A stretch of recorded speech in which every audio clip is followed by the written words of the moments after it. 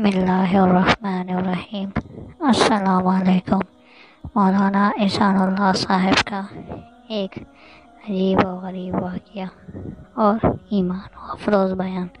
تمام دوستوں سے التماس ہے کہ اس بیان کو زیادہ سے زیادہ شیئر کریں۔ جزاک اللہ۔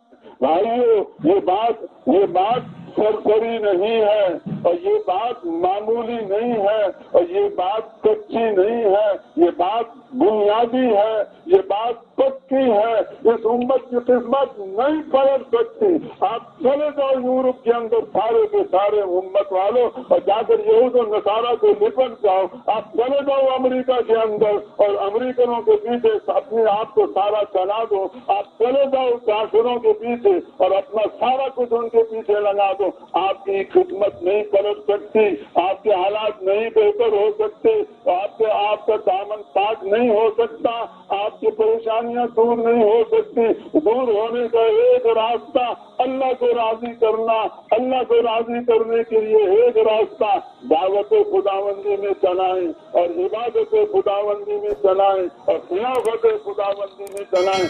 اس پر اگر آج مسلمان آ جائیں اور پچھلے کو اللہ سے معاف کرا لیں، آئندہ کے لیے اپنی ساری زندگی عبادت میں لگائیں، ساری زندگی خلافت خداوندی میں لگائیں، ساری زندگی اور دعوت خداوندی میں لگائیں۔ اگر یہ پچھلے کو توبہ کر لیں اور آئندہ ادھر چلنے کا ارادہ کر لیں تو اللہ تعالیٰ آج کے مسلمانوں کو ایسے عروج عطا فرمائے گا جیسے صحابہ کرام کو عروج عطا فرمایا تھا، اور تمام مادہ پرست اور مخلوق سے متاثر ہو کے چلنے والے اور دنیاوی سعادت و سامان میں ہم سے آگے نکلنے والے، ان سب کو اللہ ہمارے قدموں کے نیچے لائے گا، جیسے اللہ نے کفار اس زمانے کے کفار کو صحابہ کے قدموں کے نیچے کر دیا تھا۔ تو میرے بھائیوں اور دوستوں بزرگوں، بولے اس کے لیے کون لگائے گا اپنی ساری زندگی؟ خود بھی ان 3 نسبتوں والا بننا ہے اور ساری امت مسلمہ کو اس نسبتوں والا بنانا ہے۔ اس پہ کون لگائے گا ساری زندگی اور کون جائے گا ساری دنیا کے اندر؟ اور ساری دنیا میں جانا ہے اور دنیا کو بدلنے کے لیے جانا ہے، لیکن دنیا لینے کے لیے نہیں جانا۔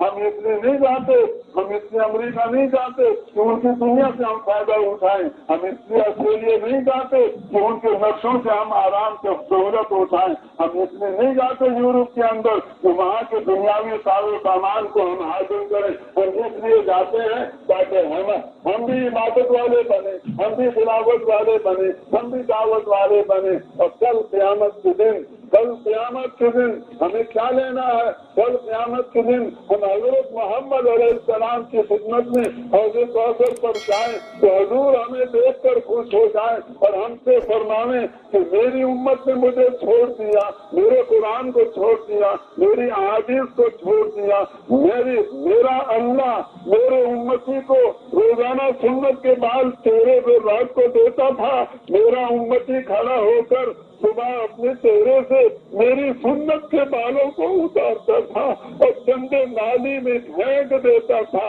اس زمانے میں اس امتی نے میرے دین کا غم کھایا، میری فکر کو اپنی فکر بنایا، میری محنت کو اپنی محنت بنایا اور میری امت کا فکر کیا، اور یہ سارے کے ساری امت کو سنبھالنے میں لگا، اپنے گھر کو قربان کیا، اپنے آرام کو قربان کیا، اپنی دکان کو قربان کیا، میرے دین کے لیے، میری امت کے لیے اس نے اتنی قربانی دی۔